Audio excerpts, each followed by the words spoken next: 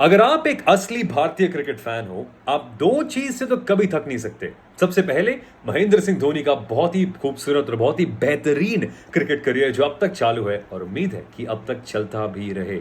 लेकिन दूसरी ऐसी चीज है छक्के।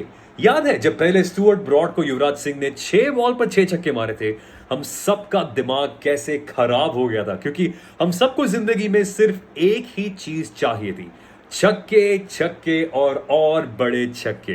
क्योंकि T20 क्रिकेट का एक ही सबसे बड़ा यूएसपी था, लंबे बड़े शॉट जो हमें ओडीआई और टेस्ट क्रिकेट में उस गति के साथ देखने मिलते नहीं थे।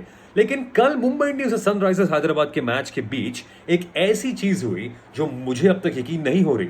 इंटरनेट पर लोग आके कह रहे हैं कि वो छक्के देखकर थक गए हैं, क्योंकि कल के मैच में इतिहास में सबसे ज्यादा रन एक T20 मैच में बने गए, 500 रन से ज्यादा।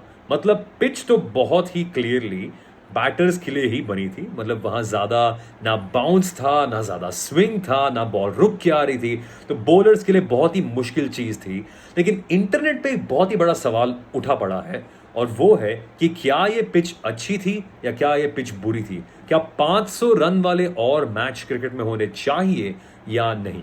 देखो, सबसे पहले तो मेरे दिमाग में एक ही सवाल आता है कि पिच अच्छी और बुरी कब होती है। अगर कोई 120 वाली पिच हो जिसपे बॉल बहुत धीमी तरीके से आ रही है, बहुत स्पिन हो रही है, बहुत ग्रिप होके आ रही है, तो क्या वो पिच खराब हो जाती है? मेरे मानने में तो नहीं।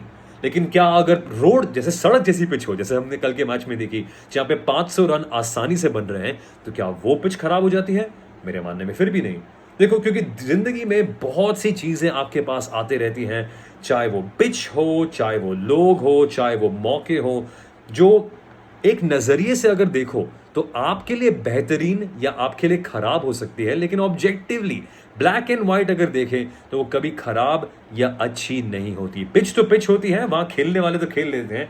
और ये बात हमें देखने मिली जसप्रीत बुमराह और कुछ सनराइजर्स हैदराबाद के बॉलर्स द्वारा, क्योंकि वहां वो स्लोअर वन डाल डाल के, चाहे पिच में उनके लिए ज्यादा कुछ है नहीं, उन्होंने इतने बेहतरीन तरीके से स्लोअर वन डाले कि बहुत से बैटर जो बाकी दूसरे बॉलर्स के सामने बहुत सारे रन बना रहे थे, वो अटक के खेलने लग गए। जैसे हार्दिक पांड्या को इतने मौके मिले नहीं, क्योंकि उनके सामने इतने बेहतरीन स्लोअर वन आए कि हार्दिक पांड्या मैच को अपने तरफ लेके जा ही नहीं पाए। और इसका मतलब क्या है? सनराइजर्स के बॉलर्स के लिए भी पिच तो उतनी ही खराब थी जितनी मुंबई इंडियंस के बॉलर्स के लिए थी, तो फिर भी क्यों वो जीते और मुंबई इंडियंस नहीं?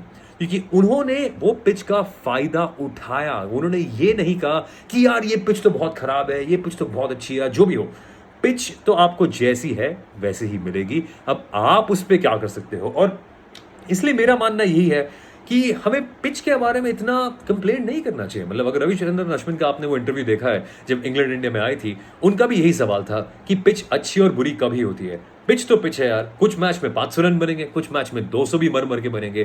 क्रिकेट तो क्रिकेट है, और जो असली क्रिकेट के शौकीन होते हैं, जो दिल से क्रिकेट देखते हैं, जैसे आप भी देखते होगे, जो मुझे पता ही है, आप इतने लंबे समय तक वीडियो देख रहे हैं, तो वही तो मुझे पता ही है कि आप क्रिकेट बहुत ही दिल से देखते हो। तो हम और आप जैसे जो लोग हैं, हम क्रिकेट को क्रिकेट के लिए अप्रिशिएट कर सकते हैं। तो चाहे पिच जैसी भी हो, वहां बैटर और बॉलर की जो स्किल है, वो हम उसके लिए क्रिकेट देखना चाहते हैं, छक्के चौके या विकेट्स के लिए नहीं। और वो कल के मैच में बहुत ही ज्यादा देखने मिला, और इसलिए सलाम ठोकना पड़ेगा सबसे पहले ट्रेविस हेड को, अभिषेक शर्मा को, और बाकी सारे सनराइजर्स के प्लेयर्स, हेनरिक क्लासन को भी बहुत ही ज्यादा, और मुंबई इंडियंस के प्लेयर्स को भी, क्योंकि उन्होंने काफी हद तक बहुत ही बढ़िया परफॉर्मेंस दी। लेकिन अगर 270 रन बने हैं तो आप क्या ही कर सकते हो।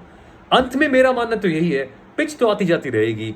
देखने लायक चीज जो है वो प्लेयर्स की एबिलिटी, उनकी ताकत, उनकी क्रिकेट खेलने का तरीका, और जो उनका माइंडसेट है, वो देखने में सबसे ज्यादा मजा आता है, कम से कम मुझे। और इसके लिए चाहे पिच जैसी हो, चाहे धीमी हो, चाहे तेज हो, क्या ही फर्क पड़ता है।